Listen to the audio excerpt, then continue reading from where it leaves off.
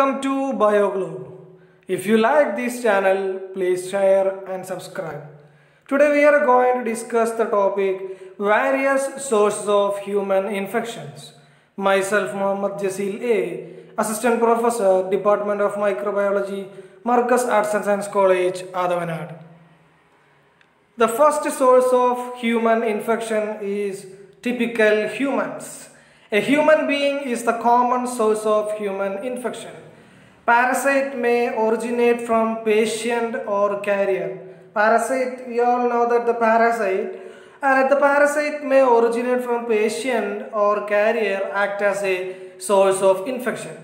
The carrier is a person who harbors pathogen without suffering from disease caused by it. That is known as carrier. What are the different types of carriers? We move on to the topic, what are the different types of carriers? First one, a healthy carrier. A healthy carrier is a one who harbors pathogen but has never suffered from the disease caused by it. There is no typical impact from the disease, or the person who harbors pathogen but has never suffered from the disease caused by it. This is known as healthy carrier. Then convalescent carrier. Convalescent carrier means one who has recovered from the disease but continues to harbor the pathogen in his body. That is known as convalescent carrier. Then temporary carrier. One who carries organism for a short duration of time. Such type of carriers are known as temporary carriers. For example, less than 6 months. Then chronic carrier. Chronic carrier means one who carries organism for a long duration, or it may carry organism for many years. It may be in hidden form. That is known as chronic carrier.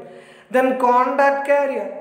The one who acquires organism from a patient is known as contact carrier. That is person to person contact. This is affected through contact carrier. That means acquires organism from a patient through contact. That is known as contact carrier.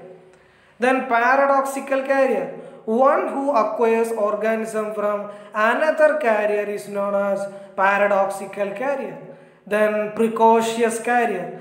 One who carries organisms during incubation period of the disease. Persons suffering from latent or subclinical infections are the important source of precocious carrier. That is the meaning of precocious carrier. One who carries organisms during incubation period of the disease. The latent or subclinical infections are the important source of precocious carrier. The second sources of infection in humans is known as animals. Certain pathogens that are able to cause infection in both humans and animals. Hence, animals may act as a source of infection of such pathogens. The infections that are transmitted from animals to man are called zoonotic infections. The infection from animal to man or the zoonotic infections are transmitted by mainly first one, contact with animal, second one, through animal bite, then third one, ingestion of milk or meat. In some animals, infections may be asymptomatic. Such animals maintain pathogen in nature and may serve as reservoir for human infections. Such reservoir is known as reservoir host, or such animals is known as reservoir host. Examples of zoonotic diseases are plague, that is caused by Yersinia pestis, then rabies, then hydatid disease. Hydatid disease means a tapeworm infection that affects liver, lungs, brain and other organs. For example, echinococcosis disease is spread by contact with animal feces contaminated with tapeworm eggs. That is known as hydatid disease. Then brucellosis is also an example of zoonotic disease. Then third source of infection is known as insects. Insects such as mosquitoes, ticks, mites, flies, fleas, lice, bugs, etc. may transmit pathogens to human beings. What is the meaning of bugs? Bugs means small insects. Then insects that transmit infections are known as vectors. Vectors are the mainly insects are the main types of vectors that transmit different types of infections, and diseases that are transmitted by insects are known as arthropod-borne diseases. What is the meaning of arthropod-borne diseases? Insect transmitting diseases are known as arthropod-borne diseases. There are two types of vectors are there, mechanical vector and second one biological vector. What is known as mechanical vector? They carry organisms on their legs, wings or body and transmit organisms to enable which then act as a source of infection. For example, transmission of shigellosis and salmonellosis by domestic fly is one of the example of transmission through mechanical vectors. Here, no development of pathogen occurs during the transmission of disease. Then biological vectors. They carry organisms in their body and the organisms undergo development in the body of the insect with or without multiplication. For example, malarial parasite in mosquitoes is act as a biological vector.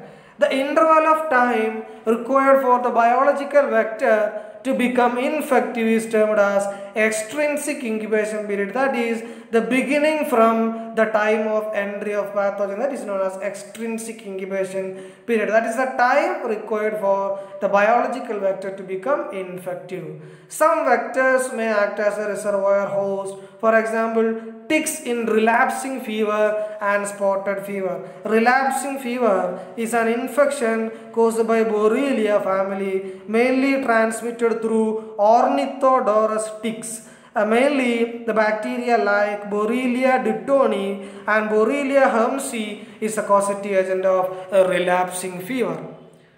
The next source is known as soil and water.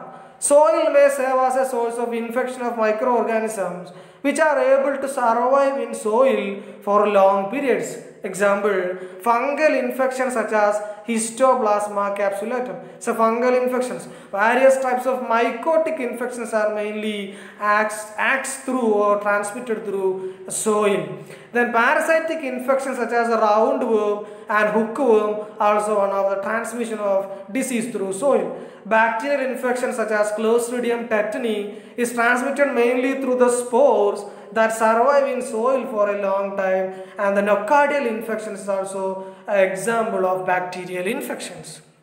Then water may act as a source of infection either due to contamination or the presence of aquatic vector. That is the main two conditions for the transmission of disease through water. First condition is known as contamination and second condition is known as presence of aquatic vector. For example, Vibrio cholerae is a bacterial disease transmitted through water, and hepatitis A, that is a viral water disease transmitted through the contamination of water products.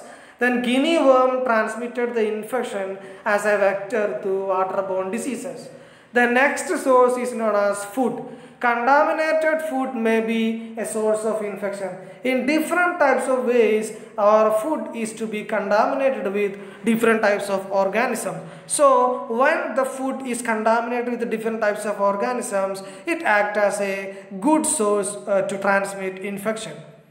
Then presence of pathogens in food may be due to external contamination or the pre-existing infection in animal products. Sometimes food may be contaminated with certain animal excreta or like things, or the external contamination, that is the presence of pathogens in food. Staphylococcal food poisoning is due to the external contamination, and the brucellosis disease is due to the example of infection through animal products. Thank you for watching this video. If you like this video, please share and subscribe.